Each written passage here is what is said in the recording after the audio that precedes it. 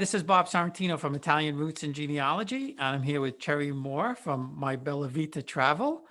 They focus mainly in Calabria. So welcome, Cherrye. Thanks for being here. Thank you so much for having me, Bob. So the obvious question is, how did Cherrye Moore from Texas get involved in all this Italian stuff? Right? Moore doesn't sound very Italian, does it? Moray, I guess, would be Italian. Right. I need to add an extra vowel there. Yeah.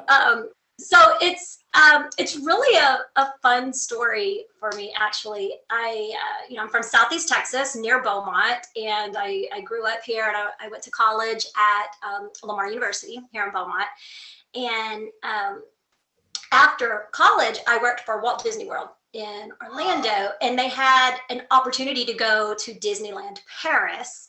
And so I did that. I did the exchange program where I went to Disneyland Paris, and that's where I met this tall, dark, handsome Italian who was from Calabria. And, so my husband and I both post-college were working at Disneyland Paris, and we met.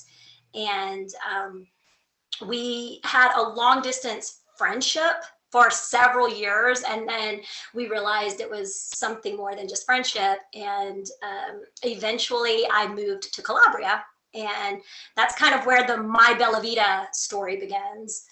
I moved there. He's from Catanzaro, which is the capital of Calabria. And so I moved there in 2006, and this was pre-Facebook, pre-Twitter, pre-YouTube. And so my friends back home encouraged me to start a blog. They're like, start a blog so we can keep up with what you're doing every day, because they didn't have WhatsApp, so phone calls were very expensive, and so I started a blog. And I remember the moment just kind of sitting there, and I'm like, oh, why should I come up blog?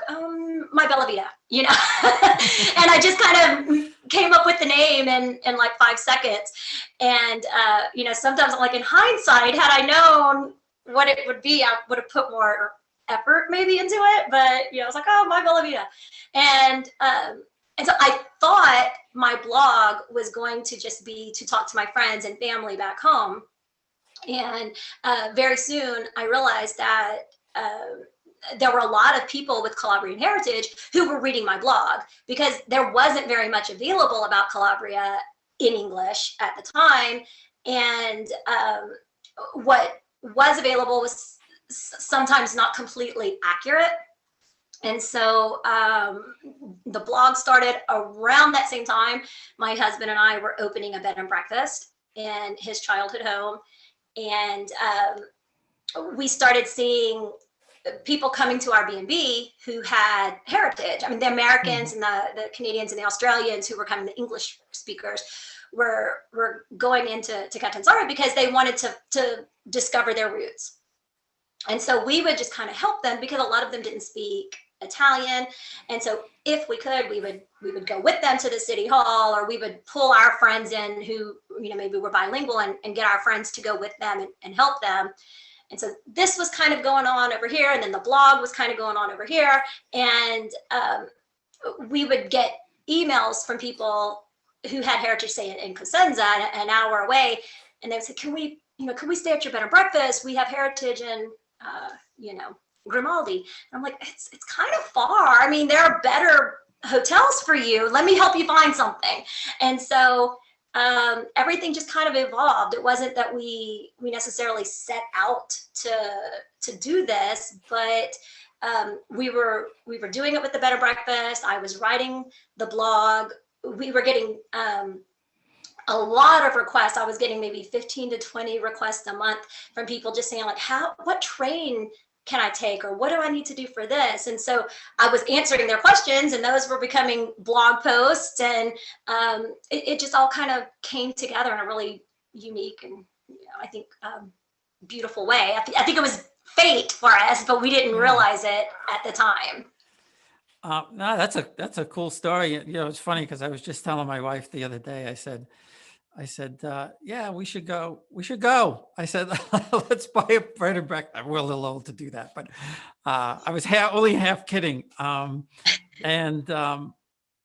I've been playing with getting an Italian citizenship, but it takes a long time. But I did come across somebody who said if we go there, he could do it in 6 weeks. So I think that's a combination of being there and also, greasing whatever palms need to be greased, I suppose. Right. But about the blog, first of all, I think that's a great, the first names are usually the best names, but Right. I started mine, I guess, a little over 2 years ago now, the blog, and I really did it kind of for the same reason, just wanted to put my stuff out there someplace, tell my story and about my research. And I figured, well, maybe somebody will read it and it'll help them a little bit, or the family could look at things and stuff like that. And that was great for about, a year and a half, something like that. And then I started doing the podcast because while that was great, it was only one way. So when I started looking into the research, I said it'll be a lot of fun, or the podcast, I should say, it would be a lot of fun to be able to talk to other people and get their stories. So almost a similar kind of thing, and then it just started growing from there. So now you split your time between the U.S. and Calabria, yeah? We do. And so I lived in Calabria full time for 8 years, and we have a 10-year-old. He was born there. And we lived there until he was around 4, I think. And then as I moved back to Texas, because when I moved there the first time, I was much younger, and I had an apartment, so I just kind of gave everything away and left. And so we moved back here. My husband got residency to be able to move here to Texas, and he has a job teaching at a private school in our area. He teaches French and cooking, which is a lot of fun for us to get to try his new things before he teaches them to the kids. And then we go back every summer as a family, and we're usually there between 2 and 3 months together. We kept our house that we built when we were in Catanzaro, and then I usually go back in September for our tours, because the business evolved from us being more consultants and just kind of helping plan trips. And it evolved over the years into really a tour company. We're actually registered as tour operators. And so we build complete tours, and they're private tours. Most of them are private tours. And so people who have heritage contact us, and we put together a tour for them based on what they would want to see. 99% of people who go to Calabria they want to go and they want to see their heritage, and that's number one, the most important thing.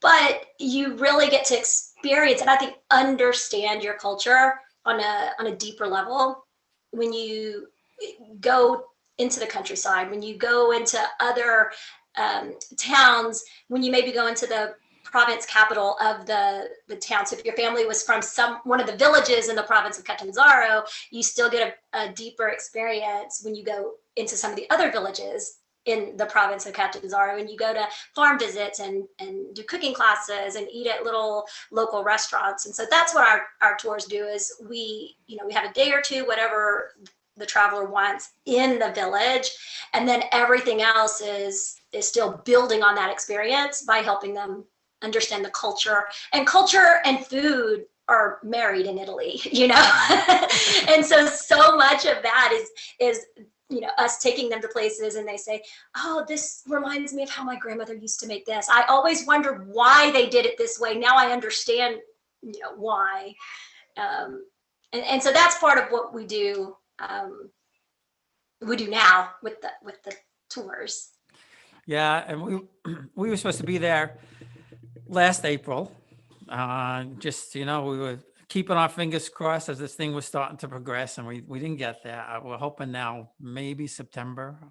But I had set it up with somebody to do something similar, although what she does, and especially because of some of my family history, she almost kind of like brings you back in time. And she certainly, she Mhm. wouldn't tell me everything that she's going to do because she wanted me to Right. be surprised. But, um, as I was going through my ancestry, I never knew that I had any Calabrian roots at all, until I found that my third great grandfather was the Count of Montebello. Mhm. And as I started progressing and learning things, again, I didn't know, I knew about the Kingdom of Two Sicilies, of course, but I didn't realize that the nobles and the landowners pretty much resided in Naples, Mhm. and they would make these trips down to, or up to wherever, um, once or twice a year to, I guess maybe, start the farming or go collect the profits, in September or October. Um, so that was very, very eye-opening for me to learn that kind of stuff. But to your point, I think a lot of people just go to Italy and they go to the normal places. I mean, we went 25 years ago. We went to Rome. We went to Sorrento. Um, but I really wasn't into the whole history and genealogy. But I think you're right. Just that little brief thing, you got a taste of it. But if you really, really want to understand your heritage and where you come from, a tour like yours is great because you get that real feel and insight. Right. And the guides that work for us, we call them heritage specialists. And so they either are from Calabria, or we have one girl who works with us sometimes who has lived in Calabria for a very, very long time. And so um, they of course know some of these questions about, like, my grandmother used to say this in dialect, what could that mean? And for me, I'm like, I don't know, I may ask my husband, he may or may not know. But especially if the guide is from the province or has a lot of knowledge in the specific town and area where the people are from, they're able to answer some of these questions. And like, oh yeah, your grandma said it like this because it was a dialect that became maybe Americanized. But they're able to say, oh yeah, that means whatever. They're like, my grandma used to say that. When it's translated, it sounds funny. Yeah, and that's, a lot of people don't realize that, especially, younger Italian Americans than me. They don't, because they never heard their grandparents talk. So they don't understand. They think Italian's Italian. And my mom and dad, my mom's family was from Bari. My dad's family was from Naples.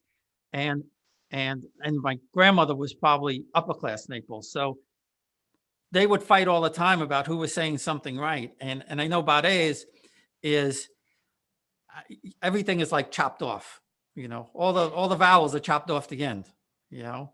And somebody else told me, to your point about the culture and the food and everything, um, they said that when you go through Italy and you go through these provinces, every province is like its own little country, its own little world. Mhm. Right. And because if you think about whenever their language is developed and they were developing their cultures and everything, they were so disconnected from each other. Yeah. Especially if you see there in Calabria specifically, when there are these big mountains. And so one village on this side of the mountain would be very different from a village on this side of the mountain because they never communicated with each Yeah. other. And so they would have, they have their own little things that they do. And so a lot of times I see in Facebook groups and stuff, people kind of arguing over dialect words. And I'm like, they're probably both right. It's just coming from whatever perspective you're coming from. Right. And Calabria is a big place, and even the food within from certainly from region to region, but even within the regions can be vastly different. To your point, the mountains, and people didn't go further than 5 or 10 miles anyway. Right. Mm-hmm. And I like to cook. I mean, I went to restaurant school, oh boy, 1989 or something like that. Wow. So Pepe and I will have to have a conversation one time about that. Definitely. But I have to ask you. So okay, so Texas barbecue or Calabrian Italian? Okay, so I'm not being fair to Texas here. Because I'm a vegetarian, and okay. Oh, well, good, yeah. You get all the fresh stuff over in Italy. Right. I'm like, Calabria is a vegetarian paradise, you know. They have the best vegetables and everything. Actually, my son says I'm a carbivore because I never met a carb I don't like. Pizza, pasta, you know, pane. Those are my food groups. But my husband loves the meat here in the States, and every time we go back to Italy, he brags a lot on the barbecue and the meat we have here in Texas. Yeah, and we started watching Stanley Tucci's on CNN. I don't know if you saw that yet. I haven't been able to see it yet, but It's I've heard really, such good really things that good. I can't wait. Oh, it's really, really good. And it's mostly about food. You know, he does a little bit about so far he's done Naples, and he did Rome. But, you know, when you're talking about food in Italy, he actually goes into very great detail of how things got started there.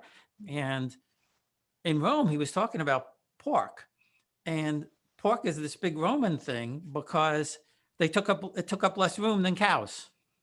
Yeah. So they had all this pork. And then in Naples, he was talking about San Marzano tomatoes, and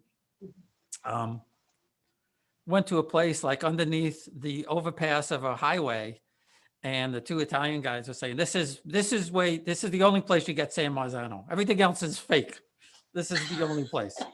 So it's, yeah, for anybody listening who hasn't seen that yet, it's really, really, really good.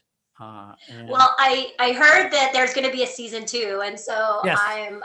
I'm crossing my fingers that he will venture a little bit farther south and come to Calabria and show some of our highlights and some of the delicious food that we have in Calabria. Yeah, I mean, you can't get a bad meal in Italy. Not that I've saw anyway.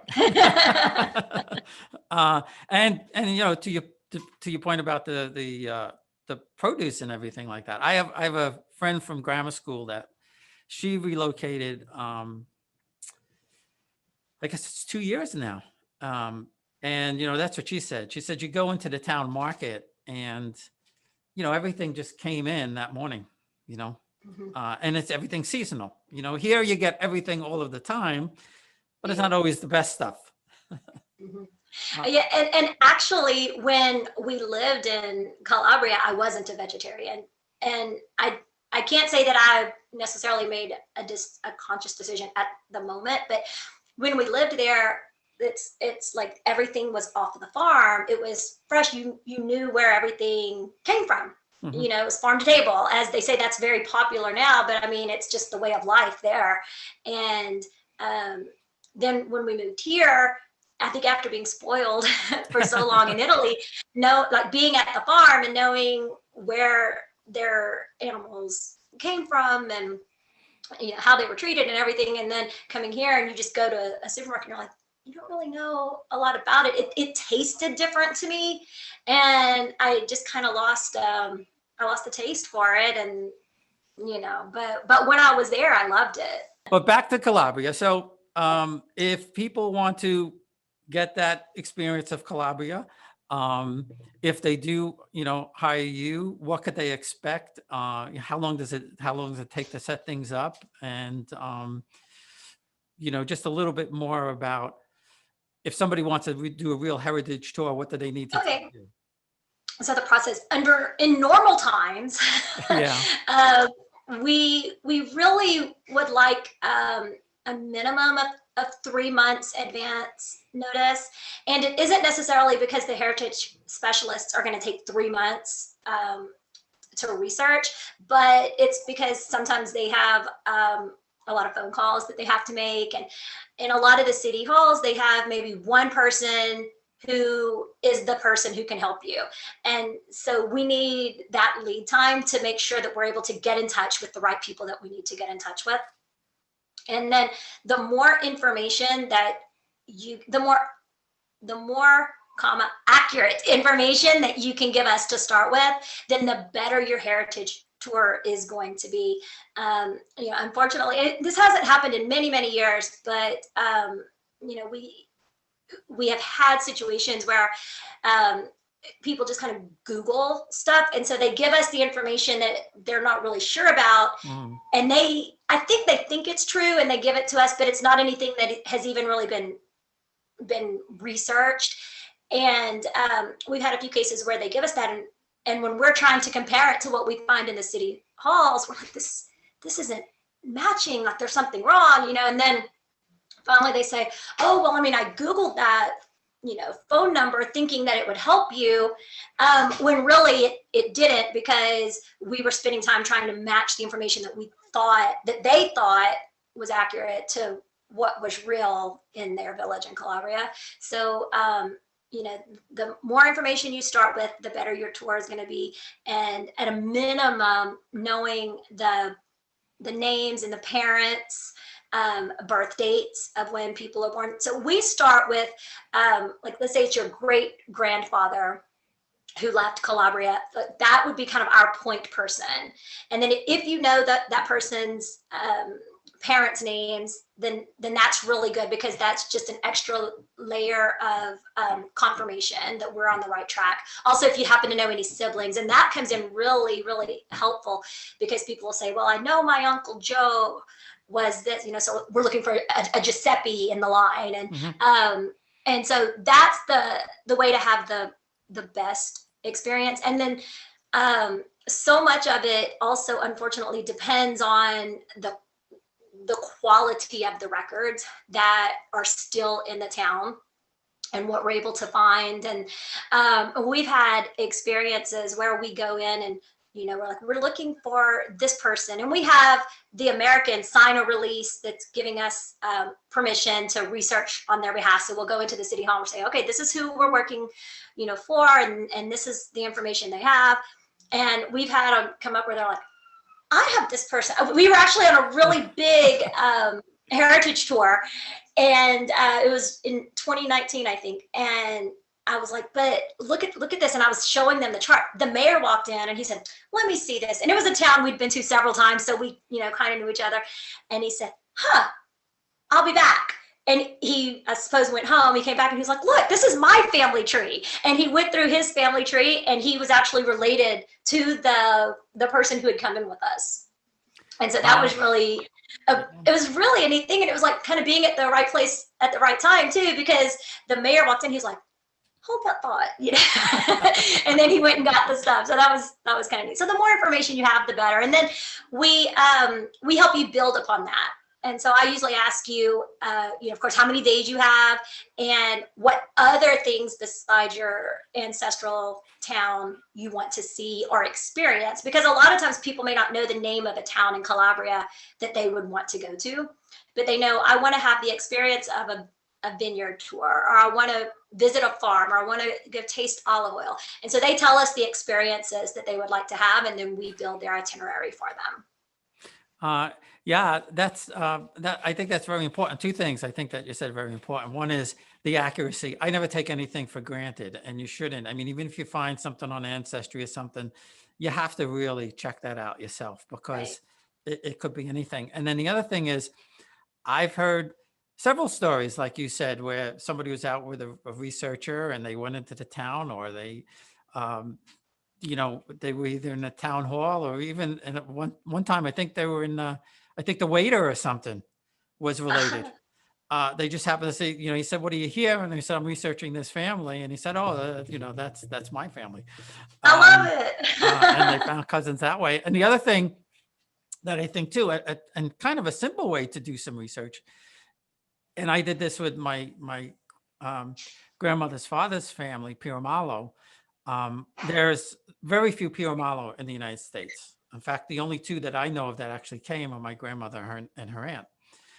So I just started poking around Facebook, looking for Piramalos.